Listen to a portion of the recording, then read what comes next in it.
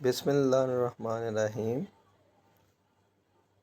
السلام علیکم ورحمۃ اللہ وبرکاتہ۔ صدقہ فطر کب اور کن پر واجب ہوتا ہے اور اس کا مصرف کیا ہے؟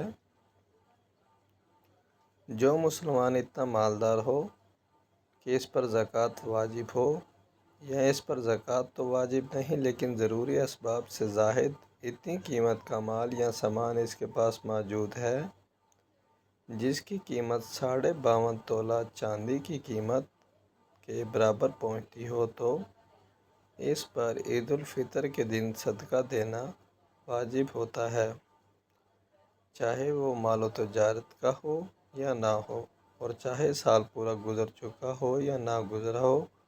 اور اس صدقے کو شرع میں صدقہ فطر کہتے ہیں۔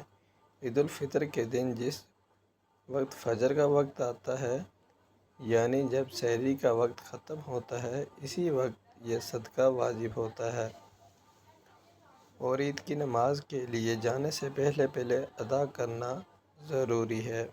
اگر عید الفطر کی نماز سے پہلے ادا نہ کیا گیا تو بعد میں بھی ادا کرنا ہوگا، لیکن بعد میں ادا کرنے سے اس صدقے کی فضیلت ختم ہو جائے گی اور یہ عام صدقہ بن جائے گا۔ نیز عید الفطر کی نماز کے بعد تاخیر مکروہ ہے۔ غریب کی ضرورت کو مد نظر رکھ کر یہ صدقہ عید الفطر سے پہلے رمضان المبارک میں بھی ادا کیا جا سکتا ہے۔